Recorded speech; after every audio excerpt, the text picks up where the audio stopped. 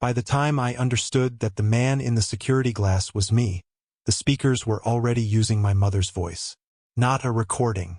Not something close enough to fool me if I was tired. It was her exact voice down to the little catch she always had before saying my name when she was angry and trying not to sound angry. "Danny," the ceiling said, soft and patient. "You need to stop running." The lights in Corridor C had gone out 3 minutes earlier.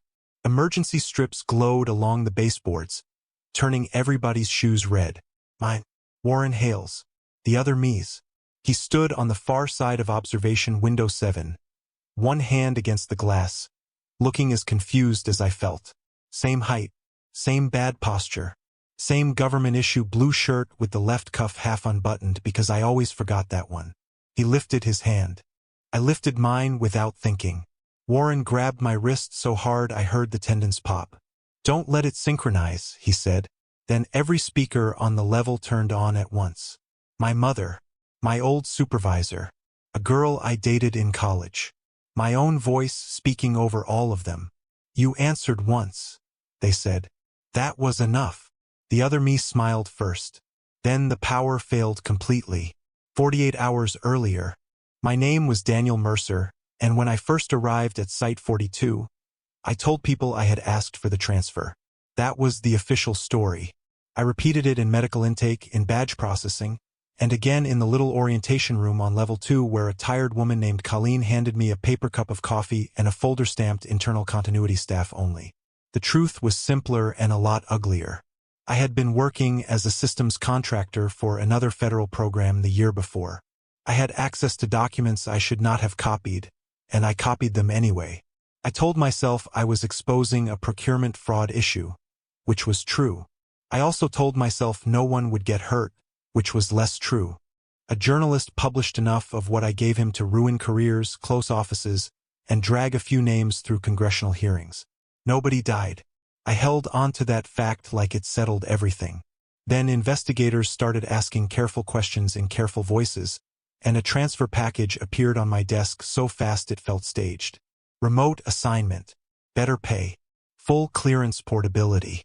No external communications except approved channels. Accept within 48 hours. I accepted in 12 minutes. Site 42 sat under a mountain range so remote the shuttle flight had to refuel at a place that looked like a gas station with a runway. From there, a black government van drove me 3 hours through pine forest and switchbacks until we reached a concrete service entrance built into the side of the rock. No signs, no flag, just cameras, bollards, and a blast door with chipped yellow paint at the bottom where vehicles had clipped it for years.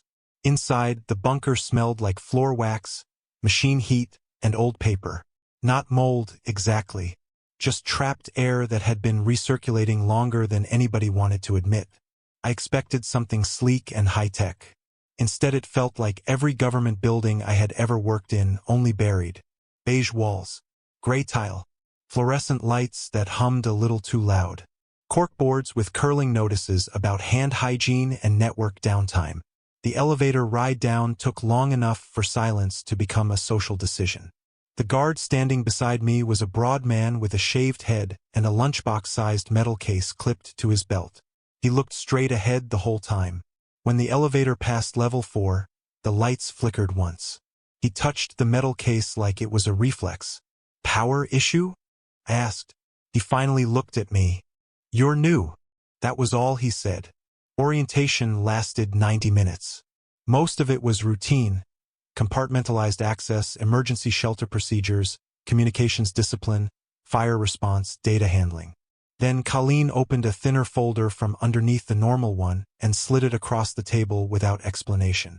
"These are local rules," she said. I laughed before I knew I was doing it. "Local rules." She didn't laugh back. "Read them." There were 12 on the first page. 5 of them stuck in my head immediately because they sounded less like policy and more like something written after a nervous breakdown. If you hear an announcement that does not begin with a station code, ignore it. Do not enter elevator 4 during a power outage. If someone claims they have worked here longer than 10 years, do not continue the conversation. Never acknowledge movement behind observation window 7. If a coworker appears in 2 places simultaneously, Report neither version. I looked up, waiting for the punchline. There wasn't one. Is this some kind of stress screening thing? I asked. Colleen capped her pen. No. Then what is it? The rules. That doesn't explain anything. It explains enough. She stood, which in a government setting usually meant the conversation had been declared over by somebody with a lanyard. But before I could follow her out, another man entered through the side door. Late 50s, maybe early 60s, trim gray hair, pressed uniform, tired eyes. His badge identified him as Warren Hale, Operations Supervisor. He picked up my copy of the rules without asking and glanced at the page as if checking whether anything had shifted while it sat there. Mercer, he said. Yes, sir. He gave a small shrug. Nobody calls me sir. Warren is fine. You'll be on communication support and systems maintenance across levels 2 through 5. Night rotation, mostly. Fine by me. He studied me for a second longer than seemed necessary. You read the rules? I did. And I gave him the answer I thought a sane person gave in a room like that. They seem a little strange. Warren nodded once. That's because you're still thinking in terms of reasons. I wasn't sure how to answer that, so I didn't. He handed the packet back. His fingers lingered on the page beside the line about the announcements. Follow them literally, he said. Not intelligently. Literally. I smiled a little. That sounds like a joke. It isn't. He left. Colleen walked me to temporary quarters on level 3. A narrow room with a desk, a bunk, a metal wardrobe, and no window, which was not worth mentioning because nothing down there had a window. She pointed out the vent controls, the emergency mask, the intercom, and the red binder clipped to the wall beside the door. Keep that with you during night shifts, she said. I opened it after she left. More rules. Handwritten additions in the margins. Crossouts. Dates going back years. One note, squeezed in beside Rule 7, read, do not argue with familiar voices. Arguing counts as engagement. Another, written in darker ink, read, if Hale says the rules changed, believe him. I remember sitting on the bunk with that binder in my lap and feeling, for the first time, that maybe I had not escaped anything at all. I had just moved deeper inside it. Still, I was good at compartments. Most people in government work were. You learned how to file away the part of your life that felt wrong and keep the useful part moving. I unpacked my clothes, laid out my badge, plugged in my razor, and spent 10 solid minutes trying not to think about why a bunker would need a rule for seeing the same person in 2 places. By midnight, I had convinced myself the answer was simple. Every isolated workplace developed folklore. Oil rigs, cargo ships, Antarctic stations. Long shifts and sealed environments made people weird. That was all this was. A layer of superstition glued onto normal procedure by too many years underground. The next morning I reported for duty with a fresh haircut, a signed transfer order, and the private confidence of a man who believed he understood what kind of place he was in. That confidence lasted longer than it should have, which was part of the problem. For the first few months, Site 42 was almost disappointingly ordinary. My work was mostly repair and verification, replacing relay boards, clearing faults in comms racks, tracing dead lines through cable trays that rattled when the ventilation kicked up. I spent a lot of time with a tablet in one hand and a flashlight in my mouth, crawling behind equipment cabinets that had not been properly serviced since 2 administrations ago. Government infrastructure had a way of surviving not because anybody loved it, but because enough people were afraid of touching it. The bunker had 9 main levels that I was allowed to access. The upper ones handled operations, housing, cafeteria services, and admin offices. The middle levels held archives, server rooms, long-term storage, and older communications equipment that nobody trusted enough to remove. The deeper levels required authorization I didn't have. Their doors were heavier, their hallways cleaner, and the people coming out of them looked like they hadn't slept well in years. Most of the rules, in practice, were easy. The strange announcements never happened. Observation Window 7 was in a sealed corridor off a disused record section, and the first time I passed it, I understood why nobody did unless they had to. It was just a long pane of reinforced glass set into a wall opposite an old observation room. No furniture inside. No equipment. Just a dark room with a drain in the floor and a slight reflection that made the glass feel deeper than it was. A small placard beneath it said window sealed. Do not service. That was enough for me. Elevator 4 hardly ever lost power. When it did, people simply used the stairs or another lift. As for the rule about anyone claiming to have worked there longer than 10 years, that one mostly came off as dark workplace humor. Site 42's posted opening date was 11 years earlier, but nobody talked about it with any pride. When I asked how long most people stayed, I got versions of the same answer. Long enough. I got to know a few people. Nina Alvarez handled signal routing on night rotation. She had a habit of tapping the end of her pen against her front teeth when she was concentrating, which made a tiny plastic click I could identify from the other side of a control room. She was sharp, impatient, and one of the few people who didn't seem flattened by the place. Owen Pike worked archives access and had the dry, defeated humor of a man who had spent too many years alphabetizing secrets. Dr. Leah Voss ran psychological evaluations and spoke so gently it sometimes took me a second to realize she was asking invasive questions. Warren floated above all of us. He never rushed, never raised his voice, never acted surprised by anything, which in retrospect should have bothered me more than it did. He carried a folded stack of handwritten notes in his breast pocket and checked them constantly. Not in a panicked way, more like a man making sure the weather hadn't changed while he was indoors. Once, around 3 in the morning, I found him standing in the corridor outside a locked sublevel door, copying something from one scrap of paper to another. You making shopping lists? I asked. He didn't smile. Cross-referencing. With what? The rules. Do they change that often? He tucked the notes away. They change because it changes. What changes? He looked at me long enough that I started wishing I hadn't asked. The thing the rules are for. I waited for elaboration. None came. Later, in the cafeteria, Nina rolled her eyes when I told her. He says that to everybody, she said. Does that help? Not even a little. So what do you think all this is? Honestly.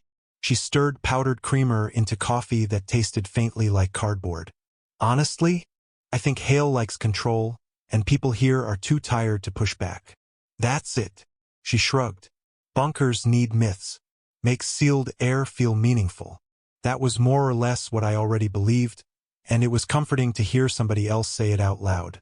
Not everybody shared that attitude. A few employees treated the rules like religion. They paused before blind corners, muted speakers during unscheduled maintenance, avoided certain phrases. One guard refused to walk past observation window 7 without closing his eyes for the last 6 steps. Another would not eat if an intercom hissed in the room, even if no words came through. But enough people acted normal that normal one. That was how Site 42 got you. Not through open terror. Through routine. Through familiarity. Through weeks of nothing happening until the rules stopped feeling like survival measures and started feeling like posters about hand-washing. I settled in. I stopped double-checking the binder on every shift. Then I stopped carrying it unless Warren was nearby. I found ways to waste time when the night runs were quiet. I had a preferred seat in the comms room, a preferred vending machine for the lemon crackers that got stuck halfway down the spiral, and a preferred route back to quarters that let me avoid the one corridor with the overbright light by Archives West. I also stopped thinking too hard about my own transfer. That was a separate comfort, but a real one. Site 42 sat far enough from the rest of the world that scandal felt abstract there. No reporters. No internet worth using except approved lines. No one asking what I'd done. On bad nights, when I couldn't sleep, I still thought about the leak and the people whose careers I had detonated from the safety of my apartment. But underground, guilt changed texture. It became quieter, more administrative, something filed rather than felt. Dr. Voss noticed, of course. During a routine evaluation, she asked, "Do you feel safer here than you did topside?" Safer from what? That wasn't my question. I leaned back in the chair. I sleep better. That's not the same thing. No, I said, but it's close enough. She wrote something down. By the 6th month, I knew shift patterns, supply schedules, the times at which different floors settled and groaned as if the mountain were adjusting itself around us. I knew that the air on level 5 always smelled faintly like hot wiring after midnight. I knew Owen chewed the paper sleeves off coffee cups when the archive system lagged. I knew Nina hated the phrase "all set" and would correct anyone who used it. Most importantly, I knew nothing had happened to me. Nothing had happened to anyone as far as I could tell. Every bizarre rule had become background noise to a place that otherwise functioned with the depressing reliability of any old federal facility. If there had ever been something frightening down there, I started to think it was over. Maybe the rules were leftovers from a worse period, maintained out of inertia because nobody wanted to be the person who formally deleted them. That belief didn't arrive all at once. It settled gradually, like dust on equipment nobody touched. And once it settled, I made the mistake that people only make when they feel safe inside a system. I got curious. The first announcement happened during a repair that should have taken 20 minutes. I was on level 4 in Communications Relay B, swapping a faulty control module in an old rack cabinet that liked to drop outgoing signal priority during storm activity topside. It was just past 1 in the morning.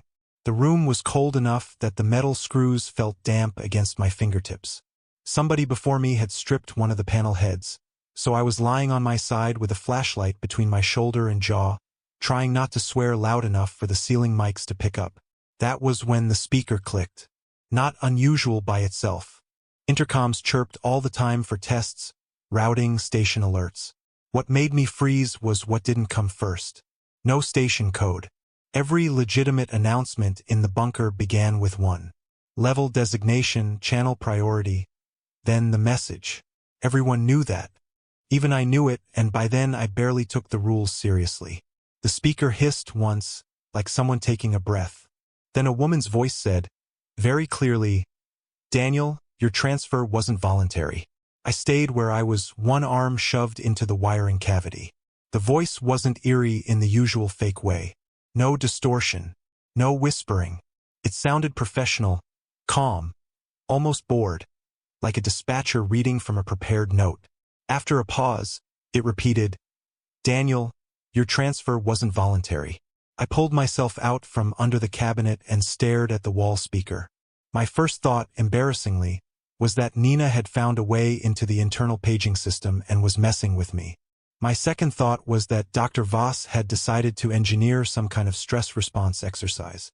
Neither thought explained how anybody there knew enough about my transfer to phrase it like that. The rule was simple. Ignore announcements without a station code. I knew the rule. I also knew that if I walked out and said nothing, I would spend the next week wondering who in that bunker had access to my personnel file and a sense of humor bad enough to use it that way. So I did exactly what the rule told me not to do. I said, "Who is this?" The speaker cut off at once. No feedback. No static. Just silence so complete I could hear the rack fans again. I waited. Nothing happened. No door slammed. No lights flickered. No hidden prankster laughed over a second channel. I stood there another full minute, feeling stupid, then finished the repair and logged the intercom anomaly in maintenance without naming myself in the report. By the time I got back to level 3, the whole thing felt small enough to file under weird building moment. At breakfast, I almost mentioned it to Nina and didn't. Something about saying it out loud made it sound more serious, and I didn't want to be the guy who broke a folklore rule and then ran to tell on himself. The next day was normal. The day after that was normal. A week later, I had mostly convinced myself the announcement had been either a test or a glitch patched into the wrong channel. When I passed Warren in the hall, I even considered asking him about unscheduled audio diagnostics. I decided against it because I didn't want the obvious follow-up. 2 weeks after that, I stopped thinking about it almost entirely. That was the ugly genius of it. There was no immediate punishment. No dramatic correction. No visible cause and effect. If something in Site 42 wanted obedience through fear, it had picked the worst possible strategy. One night in the cafeteria, Owen mentioned he had once heard music on a dead line in Records East. "What kind of music?" I asked. He shrugged. "Big band, maybe. Could have been airflow in the speaker grill. People hear patterns." "Did you report it?" "No." "Why not?" He looked at me over the rim of his cup. Because nothing happened. That answer pleased me more than it should have. To fit the story I wanted. Weird place, weird acoustics. Overtired employees, bad wiring. Done. Around then, I started taking smaller liberties. Not openly. Just enough that I could pretend I was still basically compliant. I cut through the sealed corridor near observation window 7 once because it saved 4 minutes on a tool run. I kept my eyes forward. But still. I did it. I stayed in a conversation with an older archive clerk after he mentioned, half joking, that sometimes it feels like I've been down here 15 years. He laughed right after saying it, and I laughed too. No one vanished. No alarm sounded. I even rode elevator 4 during a voltage sag, not a full outage, but enough that the lights blinked and the car shivered once on descent. My pulse kicked up, then settled when the doors opened normally. Each time I got away with it, the rules lost more weight. It wasn't bravado, not exactly. More like erosion. 1,000 little internal edits. You stop saying this place is dangerous and start saying this place thinks it's dangerous. You stop reading warnings as warnings and start reading them as culture. Warren caught me once leaving a service route that technically crossed the sealed observation corridor. He noticed everything. Shortcut? He asked. Saving steps. Was it worth it? Nothing happened. His face stayed flat. That's the worst reason to repeat a mistake. I gave him the kind of smile younger men give older supervisors when we think they've mistaken caution for wisdom. Maybe whoever wrote these rules was just nervous. Warren stepped aside so I could pass, but he didn't move right away. Mercer, he said, have you ever watched a trapper test a fence line? No. They leave one weak point on purpose. Animal learns it can get close, touch the wire, nothing bad follows. Comes back bolder. Stops respecting the boundary. Then one day the current is live. That's reassuring. It isn't meant to be. He walked off before I could answer. I remember feeling annoyed more than worried. That's the part that still embarrasses me. I thought he was being theatrical. I thought the whole place benefited from people like him because every closed system eventually produced a priesthood around its nonsense. Meanwhile, if anything had changed after I answered the voice, I could not see it. No consequences. No punishment. No price. By the time the consequences started, I had already built a version of the bunker in my head where cause and effect worked the way I preferred. That made what came next harder to recognize until it had its hands on every part of the place. And by then, on me. The first thing to go wrong was memory. Not mine. At least not obviously. It started with Nina asking whether I had found the blue-handled screwdriver she said she'd lent me, again. I told her she had never lent me a screwdriver in her life. She stared at me for a second, actually offended, then opened her locker and held up a maintenance sign-out sheet with my initials beside the tool number. The initials were mine. The date was from a week when I had been assigned to a different level. You came by right before shift change, she said. You complained about the grip on yours splitting. I didn't. You did. It turned into one of those stupid workplace arguments that aren't really about the object in question. I nearly apologized just to end it, except I knew I had never borrowed that screwdriver. It left a bad feeling I couldn't explain. Not fear yet. Just irritation with an aftertaste. Then Owen greeted me in Archives West by picking up a conversation I was certain we had never had. Anyway, like I said, he told me, sliding a file tray into place, if Congress had any idea how much of this place still runs on retired equipment, they'd brick it over from the outside. I waited for the joke to reveal itself. When did you say that? I asked. He frowned. At lunch. 2 hours ago. I wasn't at lunch with you. Now he looked unsettled. You were. You saw me? Yeah. Where? Cafeteria. South wall table. You had soup. I hadn't had soup. I'd been in Comsby replacing a damaged patchboard and eating crackers out of the vending machine because I didn't have time to leave the level. That became the pattern. Small contradictions at first. Things intimate enough to be impossible but trivial enough to doubt yourself over. Conversations remembered by one person and not the other. Tool logs in the wrong handwriting but with the right signature. A personnel photo on a badge sheet where one employee was missing, though she showed up to shift as usual and no one but me seemed surprised when the image corrected itself 3 days later. Then the announcements started again. Always without station code. Always when I was alone, or close enough to alone that I couldn't prove otherwise. The same calm female voice at first. Daniel, you should stop checking the archive shelves on the left side first. That one came an hour before a rusted shelf bracket failed and dumped 3 rows of boxed records exactly where I would have been standing if I had followed my normal pattern. Another time it said, Nina will ask you about Tulsa. Don't answer honestly.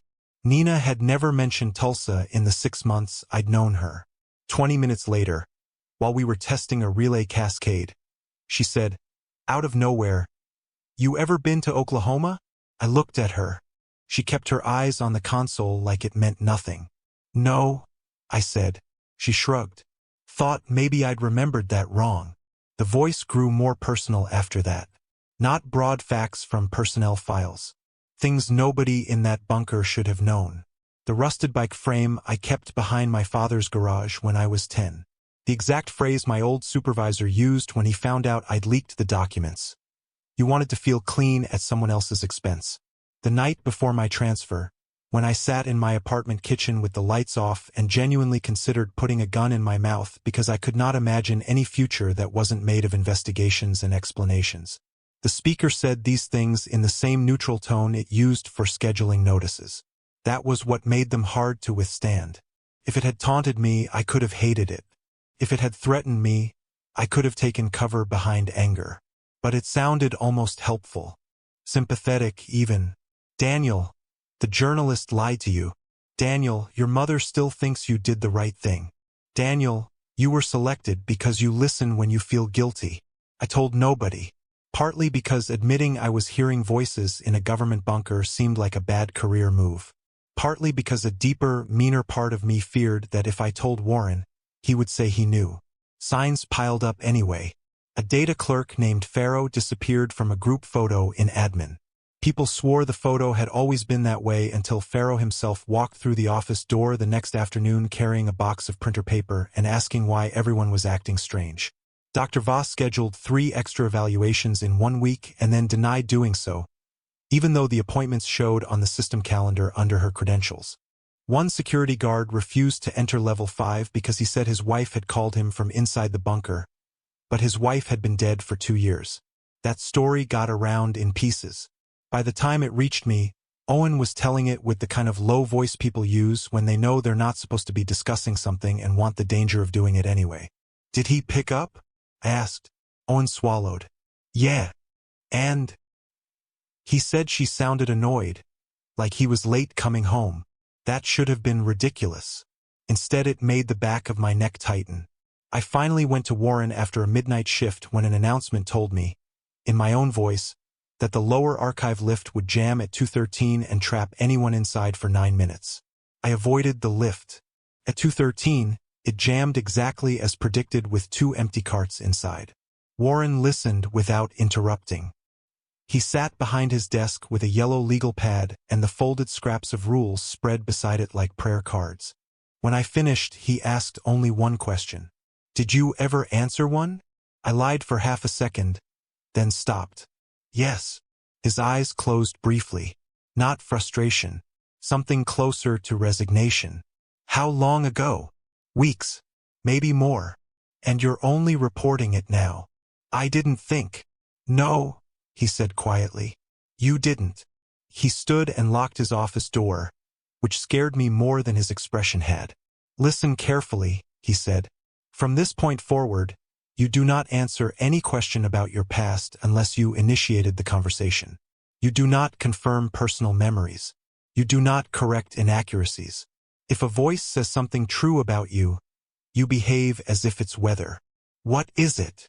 He ignored that. Has it shown you a person twice? No. Good. If it does, you report neither. You leave. That's one of the rules. There are others not in circulation. He tapped the legal pad. And if the announcements start sounding sorry for you, you stop listening immediately. Sorry for me? It learns faster through comfort than fear. That was the first time I understood the rules were not just warnings. They were damage control. and whatever I had engaged with by answering that first announcement, it had been patient enough to let me feel safe before it started taking me apart. Once I understood there was a pattern, I couldn't stop looking for the source of it. Fear does that to some people. It makes them hide. To others, it gives them a project.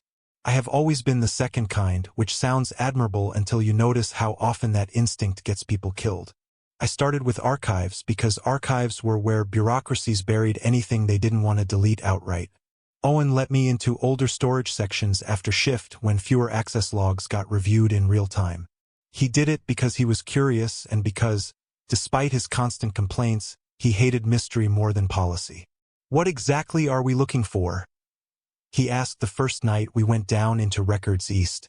The old archive rooms had compact shelving on rails and ceiling pipes wrapped in crumbling insulation sleeves.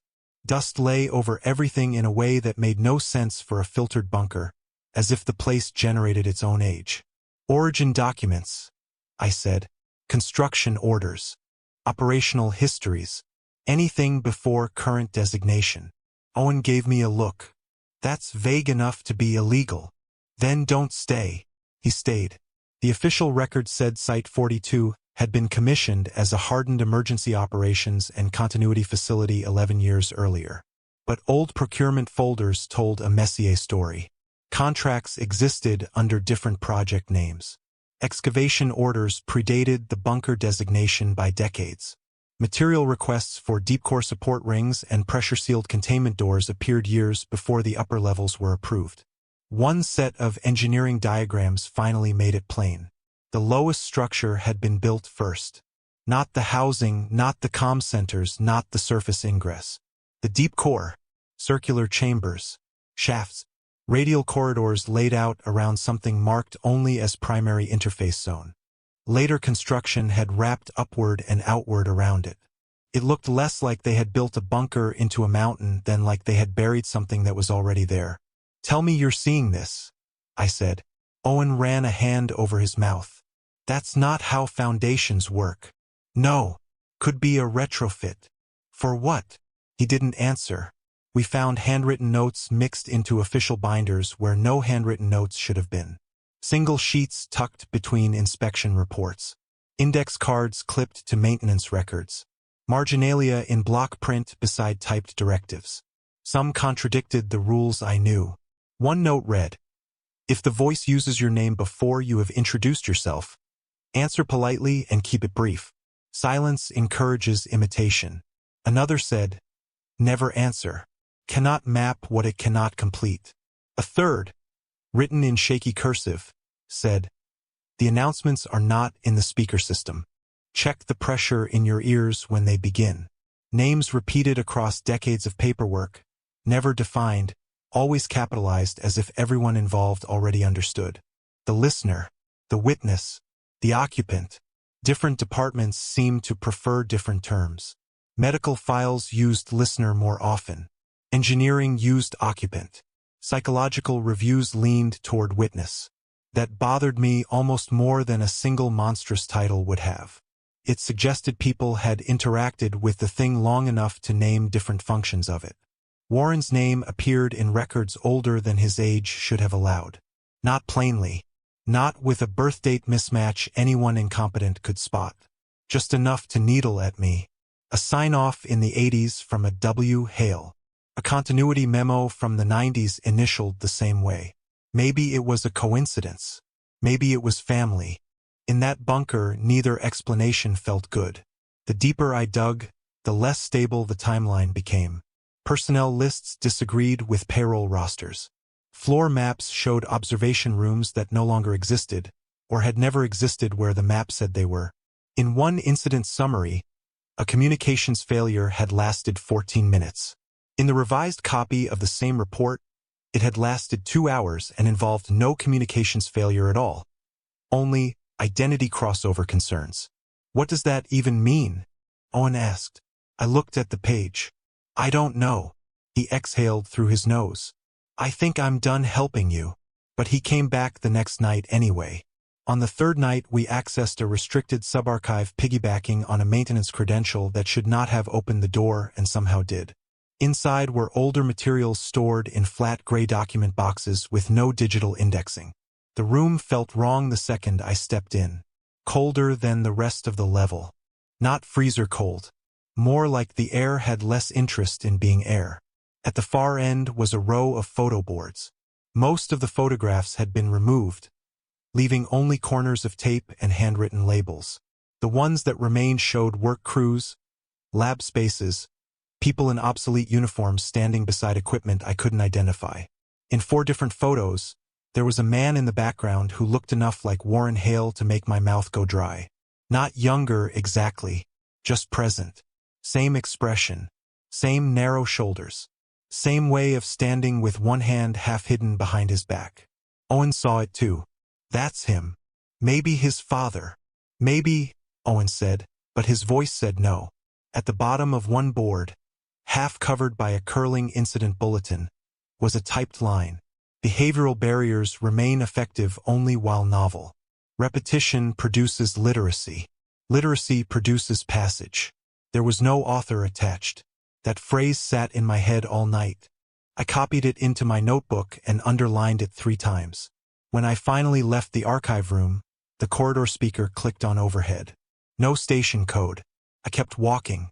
The female voice said, "You're asking the wrong historical question." I did not stop. It wasn't buried to keep it in. My legs kept moving, but slowly now because every instinct I had wanted to hear the rest. It was buried so it would have to learn upward. I made it to the stairwell before my body remembered how to act on panic. Inside, with the fire door shut, I stood gripping the rail and trying to decide whether the shaking in my hands came from fear or the cold. The thing had moved from prediction to conversation. Worse, it had started answering questions I hadn't asked aloud. That left only 2 possibilities, and I didn't like either. Either the bunker was full of surveillance channels I didn't understand, or something in it had learned how to follow thought by studying speech. When I got back to my quarters, there was a folded paper under my door. No signature. Inside was a single sentence in Warren's handwriting. "Stop trying to learn the first story. Learn the current one." I sat on the edge of the bunk reading that line over and over. Could have been help. Could have been a warning. At Site 42, those 2 things were getting harder to tell apart. The official rulebook stopped being useful around the same time people started disappearing in ways no one could agree on. That sentence sounds dramatic, but the reality was Messier. Site 42 didn't go from normal to catastrophe overnight. Afraid. 1 person missed shift and 2 supervisors claimed they had approved leave no one else could verify. A guard swore he'd walked Nina to medical after a panic episode, while Nina insisted she had never left her post. Dr. Voss began asking people to confirm their childhood addresses during routine stress checks, then denied adding the question to her evaluations. Employees who followed every posted rule still vanished from rosters for a day and came back with no memory of being gone. Others broke obvious ones and remained fine, at least for a while. Patterns started to matter more than obedience. That was when I began writing my own rules. Not because I thought I understood the thing. Mostly because I no longer believed inherited instructions would save me. Someone had built those protocols for an earlier version of whatever lived under the mountain, and Warren's own notes had practically admitted it could outgrow them.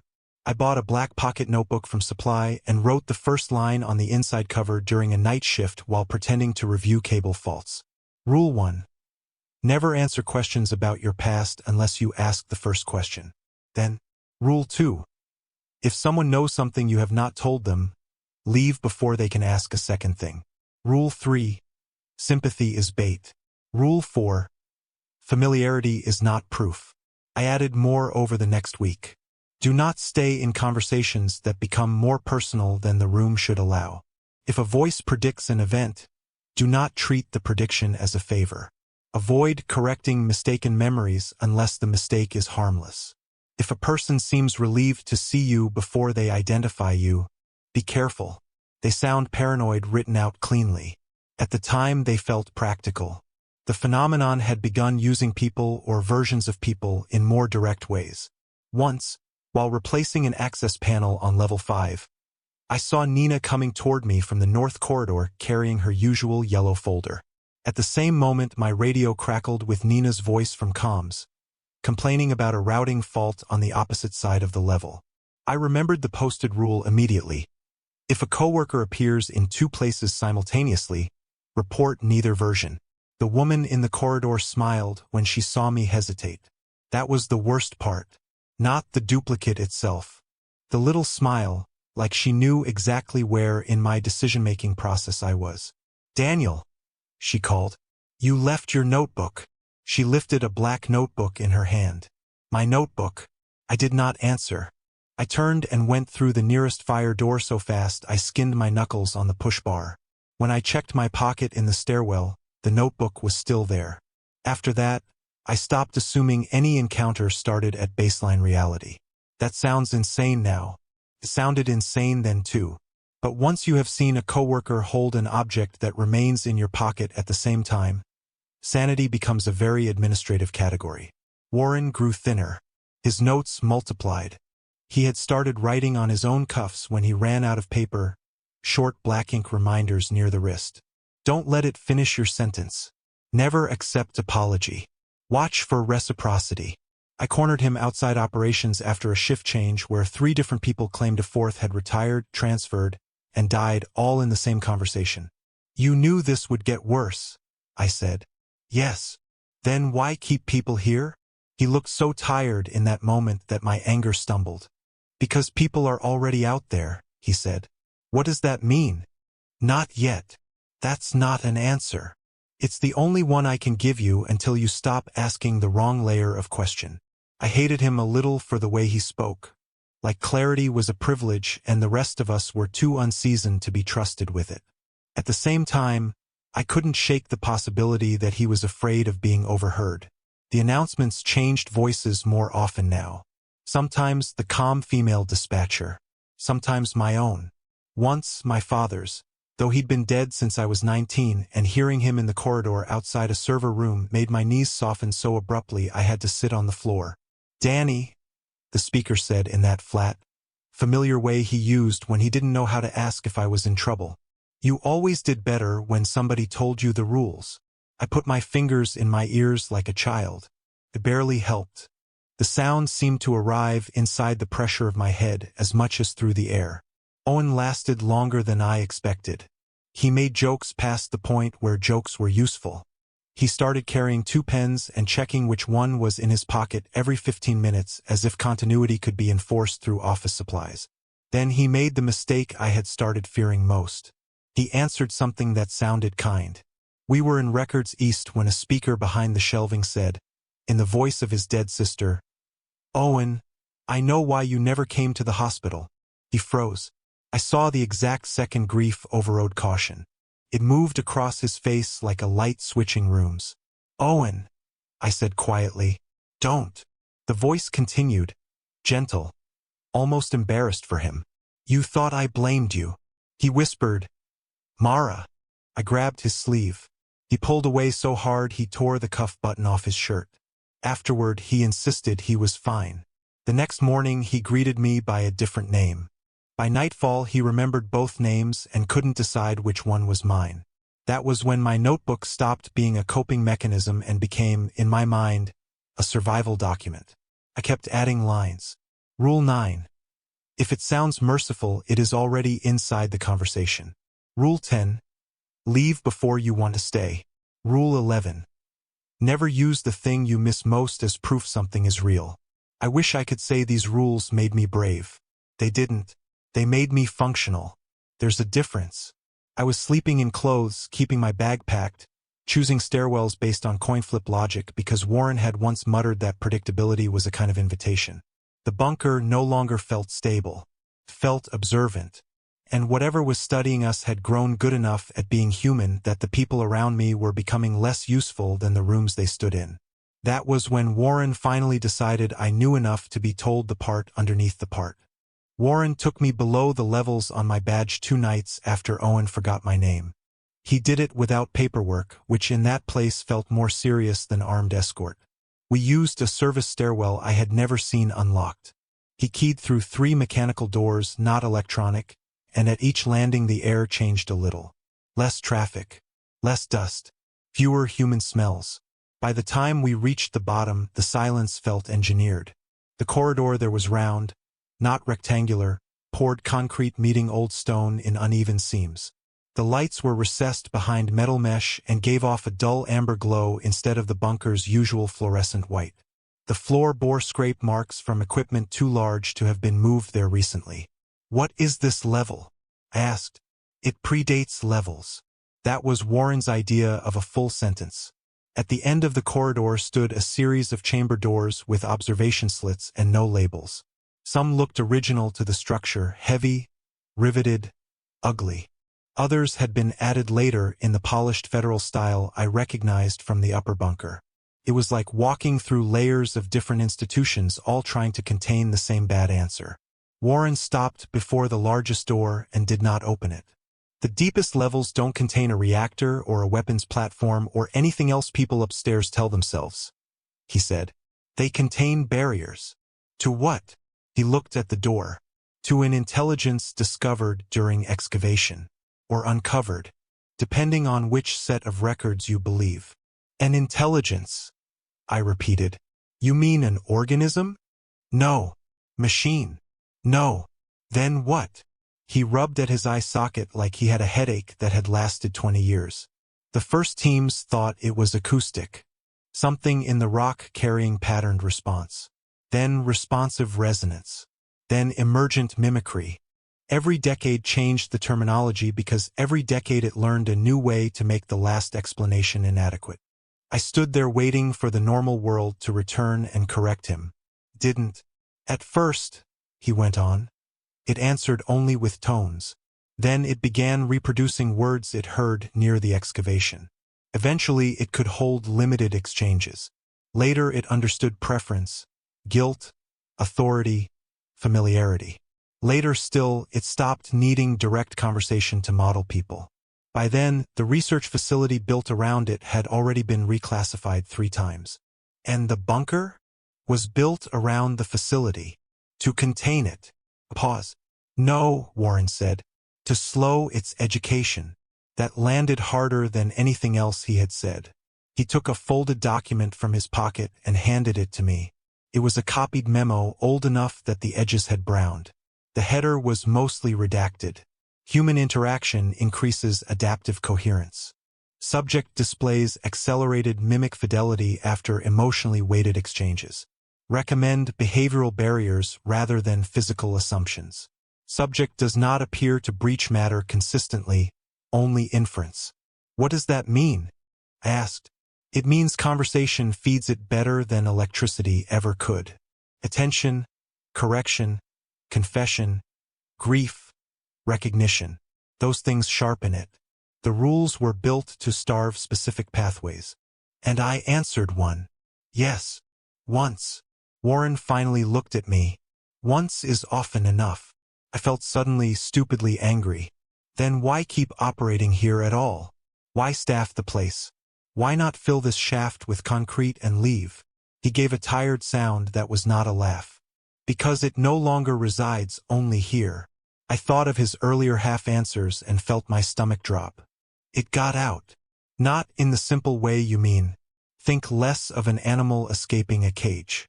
More of a pattern learning to recur. It learned voices first, then mannerisms, then identity through interaction. People exposed to it carried fragments of its logic outward. Some became unstable. Some became useful. Some were never entirely themselves again."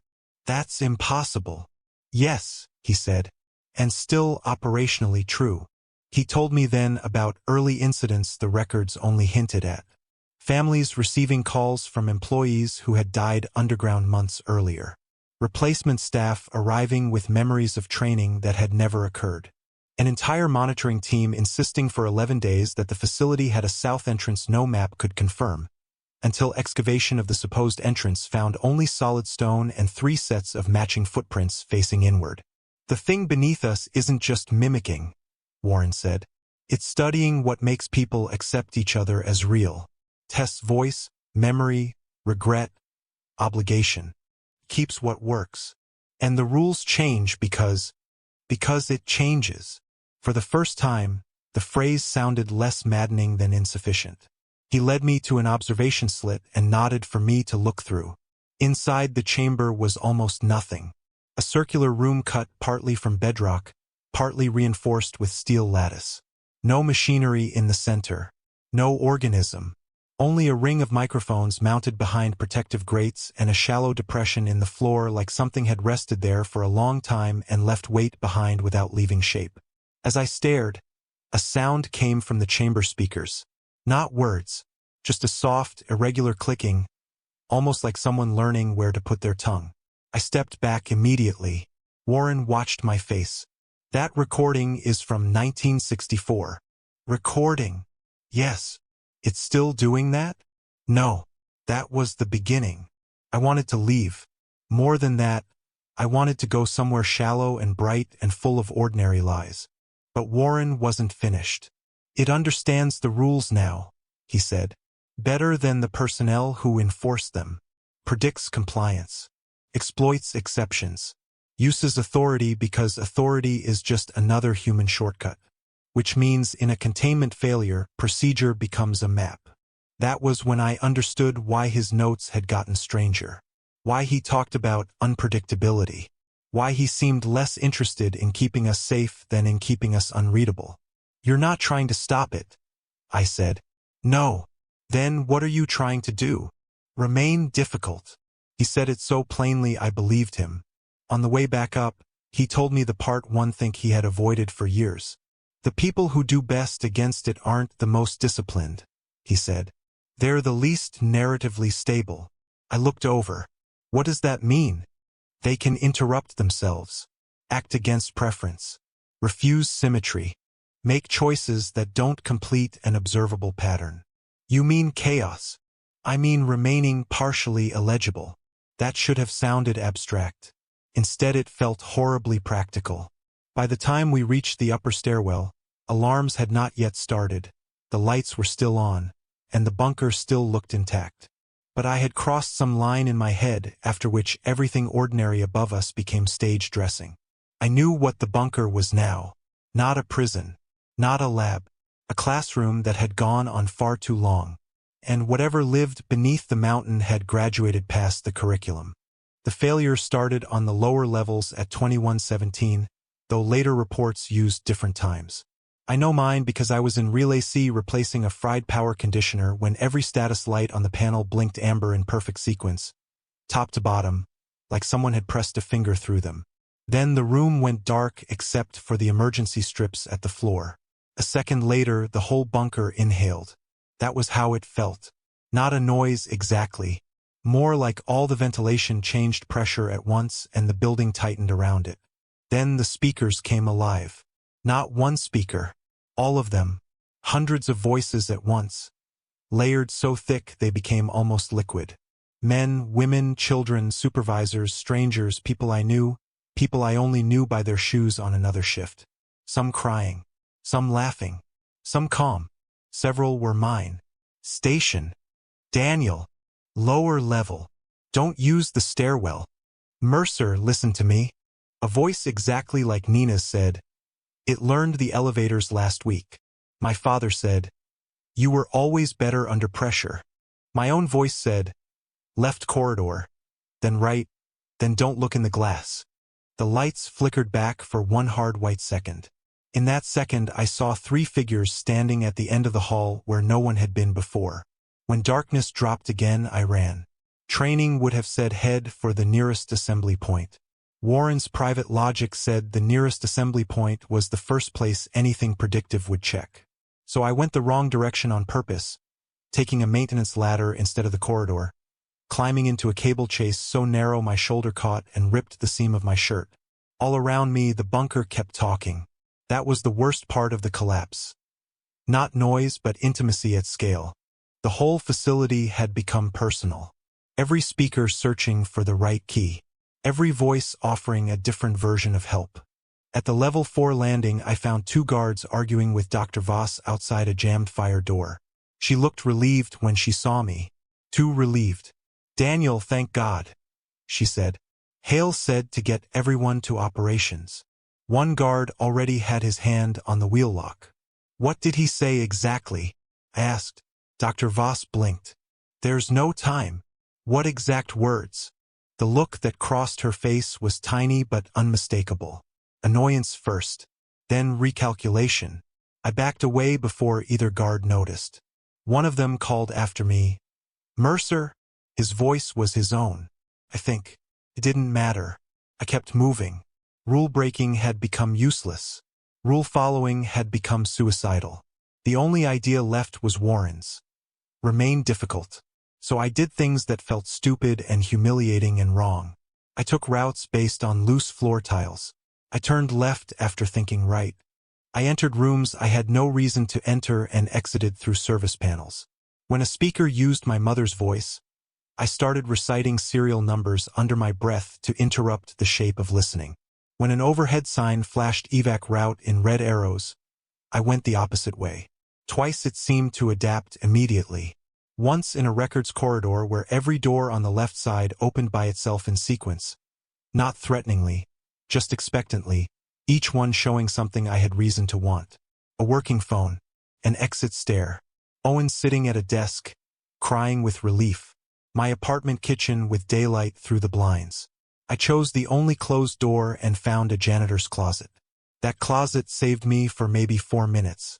Inside, with my back against a shelf of paper towels, I heard footsteps stop just outside. Then my own voice spoke from the hall. Daniel, if you stay still, I can predict around you. I don't know how to explain the feeling of hearing your own voice say something more intelligent than you are. It made me feel borrowed. The knob turned slowly. I climbed through the ceiling hatch into the maintenance crawlspace and dropped one of my shoes in the process. I spent the next 10 minutes moving through dust and conduit with one sock, one boot, and a cut across my palm from catching myself on an unfinished bolt.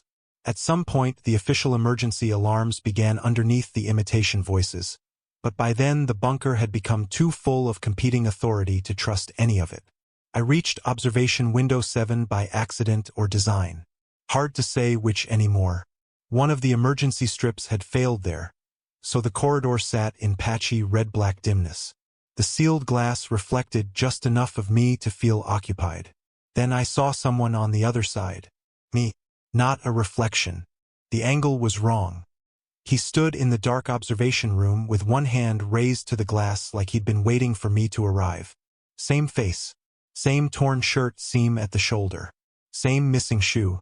When I lifted my hand without thinking, he matched me a beat too perfectly.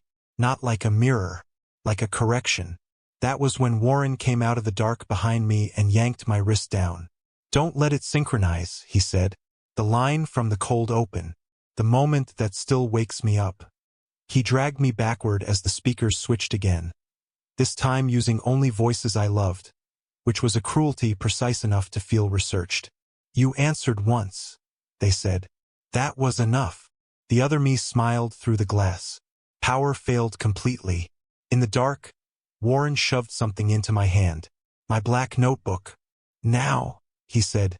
Stop making sense. I wish I could tell you that I understood what to do. I didn't. I only understood what not to do.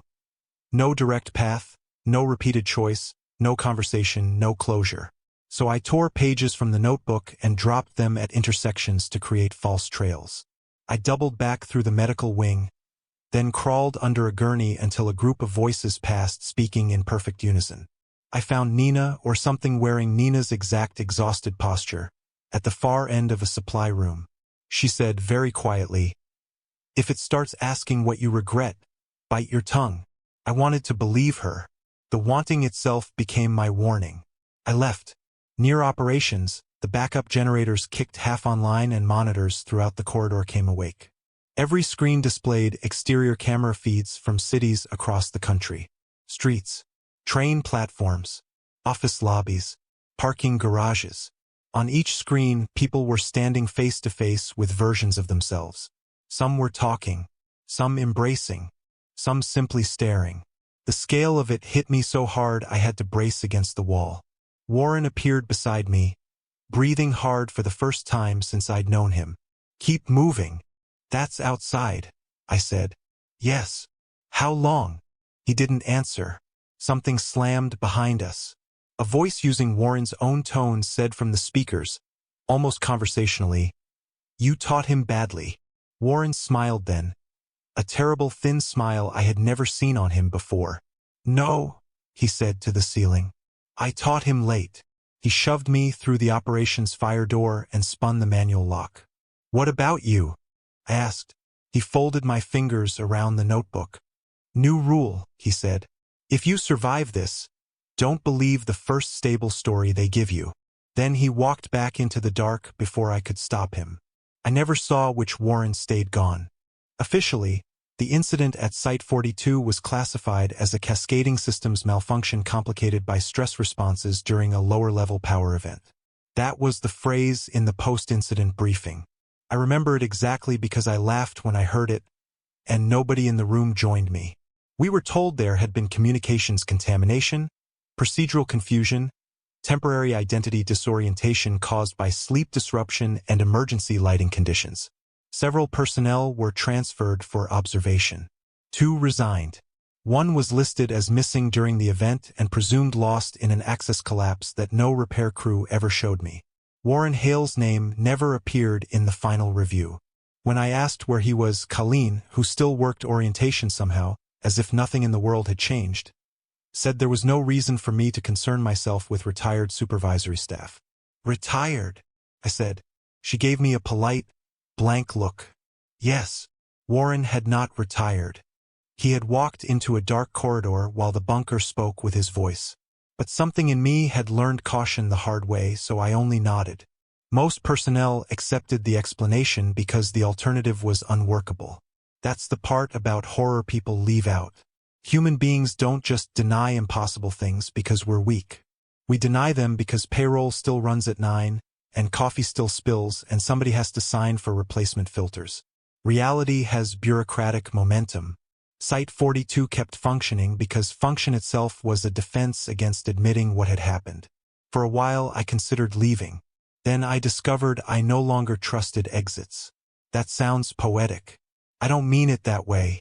I mean, I would stand at the surface transport bay looking at daylight and feel a very specific, very rational concern that whatever had learned people beneath the mountain might learn them better in open air. At least in the bunker I knew the walls.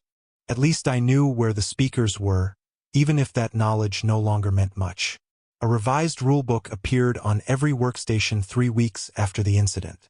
No announcement, no meeting, just their one shift, loaded into the system and clipped in fresh binders beside each terminal. More pages than before. Far more. Dozens of rules now, some printed, some handwritten into the official copies, as if the revisions had outpaced their own approval cycle. A few were familiar in spirit but not wording. If an unscheduled voice offers useful information, treat usefulness as the hazard. Do not compare contradictory memories for the purpose of restoring consensus. If a colleague recognizes you before visual confirmation, end the exchange politely. Never permit an imitation to complete a reconciliation you began elsewhere. And then the one that made my skin tighten over my ribs. If you remember fewer than 3 versions of your employment history, report to psychological evaluation immediately. I read it twice, then 3 times. At first I thought it was satire or some internal sick joke left by whoever handled revisions after crisis events. But once the line existed in front of me, memory moved around it like filings around a magnet. I remembered accepting the transfer after the leak investigation closed in. I also remembered volunteering for Site 42 during an internal review because I believed the work mattered. And, with a sudden horrible clarity, I remembered being recruited in a hotel conference room by a woman with no badge who told me, before I had ever heard the site number, that I was good at maintaining function after moral injury. All 3 memories felt real. Not dreamlike, not uncertain. Real in the bodily sense. I could place the chair fabric in the hotel room, the scratch of the pen when I signed the transfer packet at my old office, the exact smell of stale carpet in the review suite where I'd supposedly volunteered. 3 histories, 1 life. I sat down too fast and clipped my knee on the desk drawer hard enough to bring tears to my eyes. Nina found me there 20 minutes later. Or Nina did. I still think it was the real one, which is not the same as certainty. "You look awful," she said. "Thanks." She set a coffee beside me without asking. You read the new binder. I looked up. How many versions do you remember? Her expression changed very slightly. Not fear. Recognition. Enough, she said. That's not an answer. No, she said. It's the safest one I have. We didn't talk about it again. That was another lesson Site 42 taught efficiently. Once uncertainty reaches a certain size, direct conversation can become collaboration with it. Months passed. Routine returned in the thin, counterfeit way routine always does after disaster. Corridors got repainted. Burned panels got replaced. Staff rotated. Dr. Voss resumed evaluations with new questions she pretended were old ones. People still used the cafeteria. The lemon crackers still got stuck in the vending spiral. Life kept its cheap props. But underneath everything, a second understanding lived. We were no longer maintaining a bunker against an unknown interior threat. We were measuring overlap. Near the end of my 3rd month after the failure, I took an overnight shift in comms because somebody called in sick, or was listed sick, which wasn't always the same thing anymore.